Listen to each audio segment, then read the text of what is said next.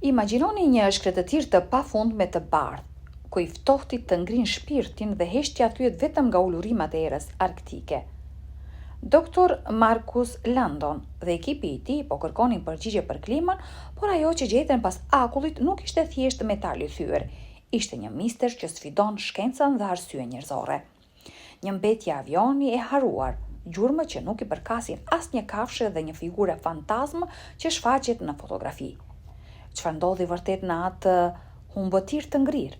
Qëndroni me ne, sepse ajo që fshihej brenda një shpellje të errët do t'ju lërë pa frymë. Arktiku shtrihej para tyre si një kanavace bardhe pafund, e pacenuar dhe mashtruese në qetësinë e saj. Dr. Marcus Landon qëndroi në bashin e anijes kërkimore me duart e tij të rrahura nga moti që shtrëngonin parmakun, ndërsa syt skanonin horizontin me një përzierje kurioziteti profesional dhe tensioni të fshehtë. Ekspozita kërkimore ishte planifikuar prej muajsh, një mision i organizuar me përpikshmëri për të studiuar ndryshimet klimatike dhe ekosistemin arktik, por asgjë nuk mund t'i kishte përgatitur ata për atë që do të zbulonin. Elena Rodriguez, geologja kryesore e ekipit, ishte e para që vuri re anomalin. Sytë e saj të mprejtë të trajnuar për të diktuar ndryshimet më të vogla në peizazh, kapën një shkëlqim metali kundrejt sfondit të bardhë të ashpër. Dr. Landon, thiri ajo, me zërin që çanta ajrin e ftohtë arktik. Ka diçka atje jashtë. Në fillim ekipi e hodhi poshtë si një truk të dritës. Arktiku ishte i njohur për iluzionet e tij optike, mirazhe që mund të shndronin peizazhet në një mbretëri vezulluese dhe mashtruese. Por ndërsa u afruan realiteti u bë i pamohueshëm. Rënojat e një avioni shtriheshin të shpërndara mbi akull. Korniza e tij metalike e përdredhur bënte një kontrast të fortë me bardhësinë e virgjër që e rrethonte. Ekipi i Dr. Landon ishte një grup profesional i zgjedhur me kujdes. Elena Rodriguez, geologja, Dr. James Chen, eksperti i tyre meteorologjik, Sara Winters, një specialiste me përvojë e mbijetesës në Arktik, dhe Michael Reyes, udhëheqësi i tyre i komunikimit dhe mbështetjes teknike. Çdo antar solli ekspertizë unike, por tani ata ishin të bashkuar nga një ndjenjë përbashkët intrige dhe shqetësimi në rritje. Do të afrohemi në mënyrë sistematike, njoftoi Dr. Landon me zërin e tij të qetë, por autoritar. Michael, mbaje komunikimin nga anija. Elena, James, Sara, ju jeni me mua.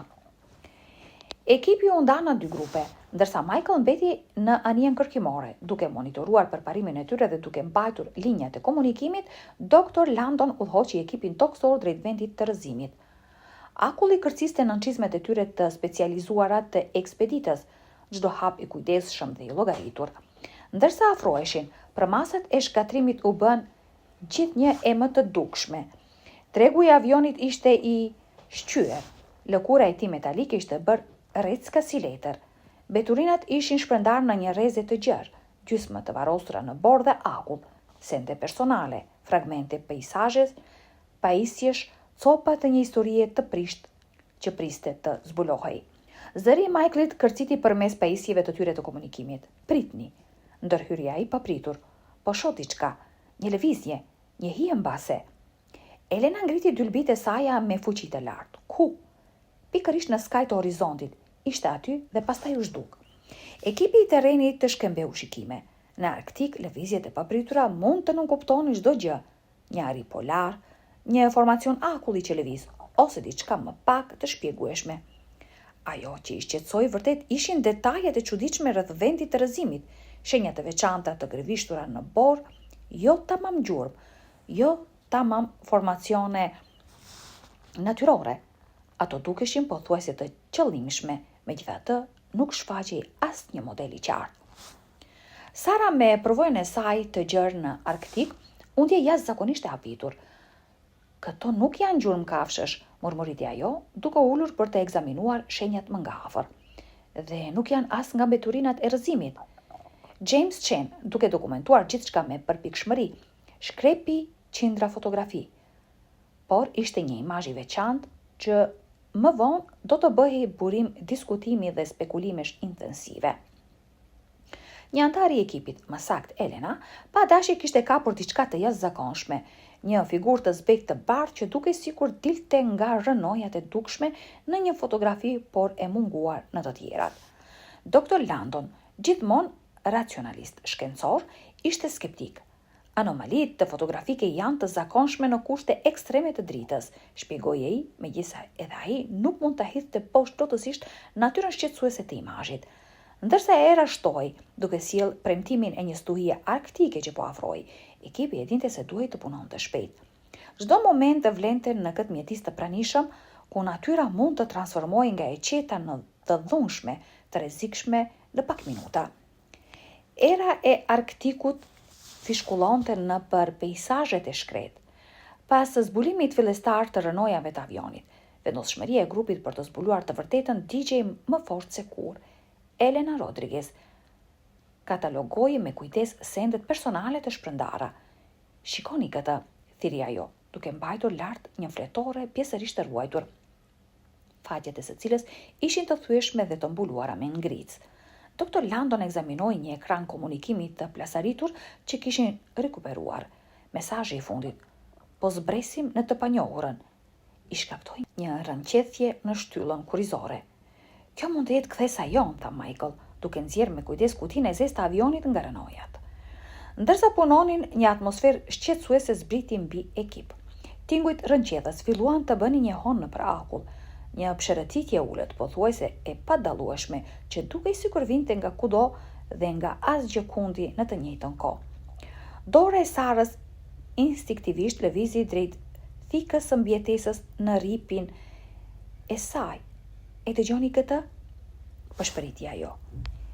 Elena tregoi një sër gjurmësh të freskëta që largoheshin nga vendi i rrëzimit. "Këto nuk janë gjurmë kafshësh," vëriti ajo. "Janë shumë të qëllimshme." Dr. Landon vendosi: "Le t'i ndjekim." Gjurmët i çuan në hyrjen e një shpellë të errët, të fshehur pjesërisht nga porrat dhe akulli. Brenda shpellës zbuloi shenja të papritura të banimit njerëzor, mbetje të vendeve të gatimit, sende të shpërndara dhe shtretër të improvizuar. "Kjo nuk ka kuptim," murmuriti Michael. "Kush mund të mbijetonte këtu jashtë?" Ndjenja se po vëzhgoheshin u bë intensive. Papritur, një zhurmë e thellë ndaloi. Para se të mund të reagonin, ata u gjendën ballë për ballë me një nën ari polar dhe këlyshët e saj. Predatori masiv qëndronte mes tyre dhe daljes së shpellës. Koha u ngrin. Sara reagoi e para. Askush të mos lëviz. Lëvizjet të ngadalta të kontrolluara duhet të tërhiqemi. Me saktësi të llogaritur, ekipi filloi të tërhiqej duke mbajtur kontaktin me syt me ariun masiv. Ata arritën të dilnin nga shpella me një ndjenjë lehtësimi dhe tmerri kolektiv. Takimi shpjegoi disa nga tingujt dhe lëvizjet e çuditshme, por la shumë pyetje pa përgjigje. Në momentet e fundit në vendin e rrëzimit, Dr. Marcus Landon u përkul mbi kutinë e zezë të rikuperuar.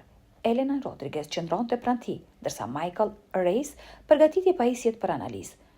"Këto ditar navigimi janë të pazakontë," murmuriti Elena, "ka ndryshime të pashpjegueshme të koordinatave pak para rrëzimit." Dr. James Chen rishikoi të dhënat atmosferike. "Këto luhatje janë të paprecedenta, pothuajse sikur instrumentet po përjetonin një formë të ndërhyrjes elektromagnetike." Michael arriti të rikuperonte komunikimin e fundit audio. Një tingull kërcitës doli nga pajisja. "Diçka nuk shkon me instrumentet. Tereni duket I pamundur." Regjistrimi përfundoi papritur. Ekipi filloi procesin mediatik të dokumentimit dhe paketimit të gjetjeve të tyre.